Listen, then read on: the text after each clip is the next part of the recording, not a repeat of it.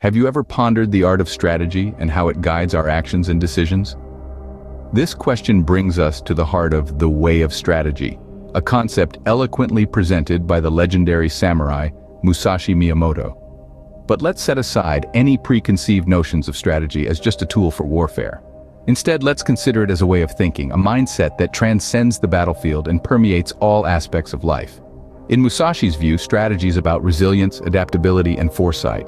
It's about understanding the lay of the land, predicting the movements of your opponent, and adapting your tactics accordingly. It's about possessing the mental fortitude to endure hardship and the wisdom to turn challenges into opportunities. It's not about winning a single battle, but about navigating the complexities of life with grace and intelligence. From the boardroom to the living room, from the schoolyard to the political arena, the principles of strategy are universally applicable. Strategy, as Musashi teaches us, is a way of life. How would you compare the work of a carpenter to that of a strategist? A curious question, isn't it? But here's a thought. In the world of Musashi Miyamoto, the two aren't as disparate as they might seem initially. Consider the work of a carpenter, a craftsman who creates with precision, patience, and a profound understanding of his materials. Every piece of wood is unique with its own grain, texture, and strength. A skilled carpenter knows how to shape this raw material, to mold it into something functional, beautiful, or even both. Now imagine a strategist. Much like the carpenter, a strategist also works with precision, patience, and a deep understanding. But instead of wood, the strategist's materials are circumstances. Each circumstance, like each piece of wood, is unique with its own set of variables to consider. A skilled strategist knows how to navigate these variables, to shape them into a plan that is effective, efficient, and often elegant in its simplicity. The carpenter and the strategist both share a common goal: to transform what is into what could be. A lump of wood becomes a piece of furniture under the carpenter's skilled hands. A complex situation becomes a clear path forward under the strategist's insightful gaze. The parallels in their processes are striking. Both require a keen eye, a steady hand, and a deep understanding of the tools at their disposal. For the carpenter, these tools might be a saw, a hammer, and nails. For the strategist, these tools might be knowledge, experience, and intuition. But perhaps the most significant similarity between the two is their need for adaptability. Both must be able to adjust their plans and techniques based on the materials they are given. The carpenter cannot force the wood to bend to his will. He must work with the grain, not against it. Similarly, the strategist cannot force circumstances to align with his plan. He must adapt his strategy to fit the situation. Just as a carpenter shapes wood, a strategist shapes circumstances. They both use their skills, their tools, and their understanding to create something new out of the raw materials they have been given. In the realm of strategy, what could Ichi to possibly signify? This phrase, hailing from the ancient teachings of Miyamoto Musashi, translates to one school, two swords. It's a metaphor that embodies the mastery of multiple skills or strategies and the ability to utilize them simultaneously. Imagine a samurai, expertly wielding not one, but two swords. Each sword represents a diverse skill or strategy. The samurai's effectiveness isn't just in his ability to master each individual sword, but in his skill to use both of them harmoniously, in concert. That's the essence of Ichi Ryunitu. When applied to life, it encourages us to be like the samurai. We should aim to master multiple skills and to use them in harmony, rather than focusing solely on one. In strategy and in life, wielding two swords signifies versatility and adaptability. How can the practice of two-character reading transform our understanding of strategy? This question leads us into the realm of a powerful interpretive technique, the two-character reading. It's a practice that involves interpreting words or concepts in pairs, allowing for a more nuanced understanding of the world around us. Imagine looking at a painting, not just for its singular beauty, but for how the colors contrast and complement each other. That's the essence of two-character reading.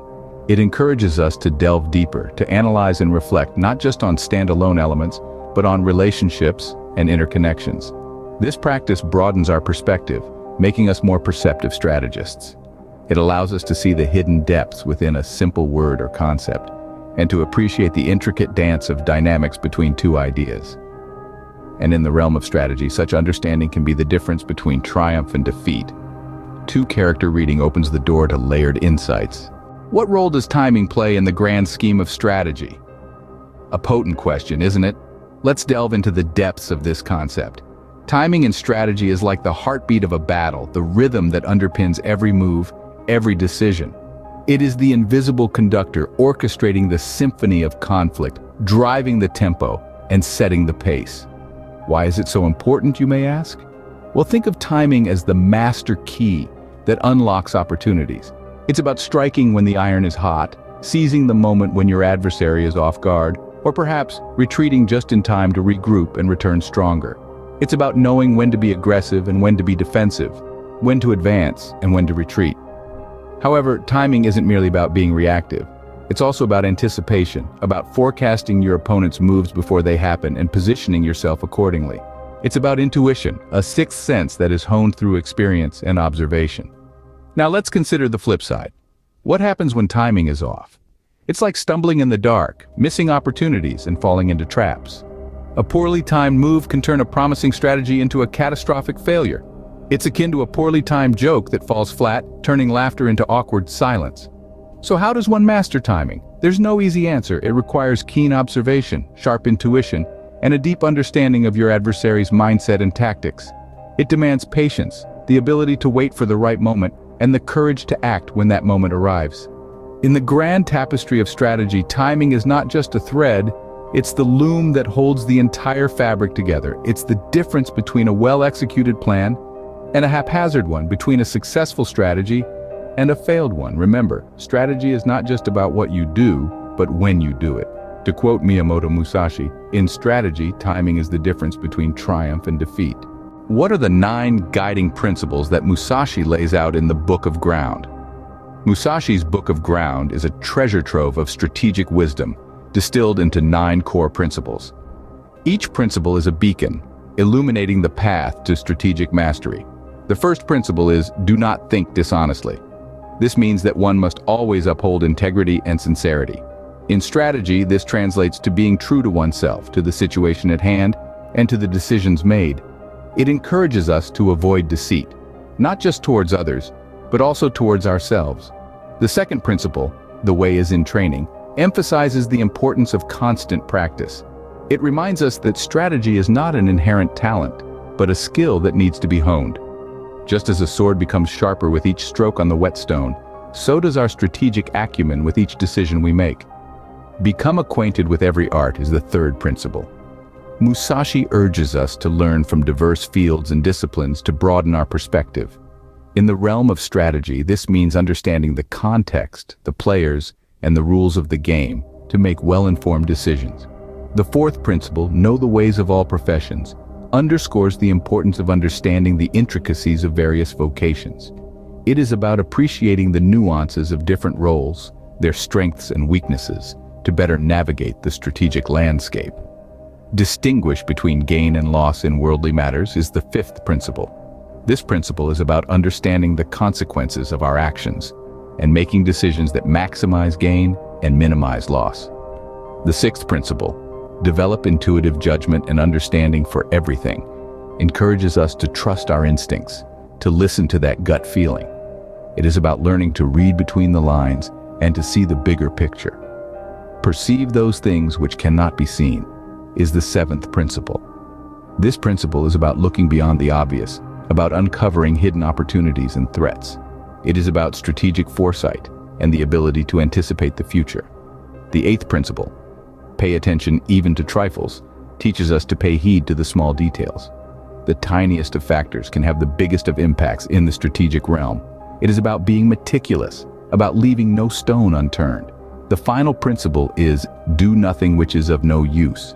This principle is about efficiency, about focusing our resources on actions that contribute to our strategic objectives. It is about doing less, but achieving more. These 9 principles are the pillars of Musashi's strategic philosophy. They serve as a roadmap, guiding us towards strategic mastery, towards making decisions that shape our destiny. They remind us that strategy is not just about winning battles, but about navigating the journey of life. These 9 principles are the pillars of Musashi's strategic philosophy. What pearls of wisdom have we gleaned from Musashi's Book of Rings today? Let's recap. We've delved into the way of strategy, where Musashi urges us to observe, adapt, and always remain fluid in our approach. We've compared the path of the Carpenter to that of the Strategist, understanding that both require precision, skill, and a deep understanding of their tools.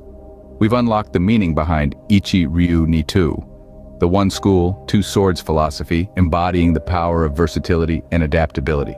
We've discovered the benefits of two-character reading, promoting the importance of depth in our understanding. We've explored timing and strategy, emphasizing the crucial role of when to act and when to hold back. Lastly, we've unfolded the 9 principles from the Book of Ground, providing us a comprehensive guide to strategic thinking and action. As we navigate life's battles, may we wield Musashi's teachings as our strategic